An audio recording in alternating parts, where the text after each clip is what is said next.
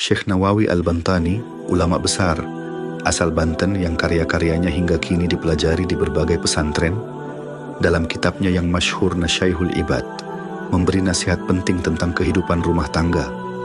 Beliau menekankan bahwa menjaga gairah dan ketertarikan antara suami istri bukanlah sesuatu yang tabu, melainkan bagian dari menjaga keutuhan pernikahan secara syar'i. Syekh Nawawi menganjurkan agar suami istri menjaga kebersihan tubuh, memakai wewangian yang menyenangkan pasangan, dan memperhatikan penampilan agar tidak muncul keinginan untuk mencari di luar jalur yang halal.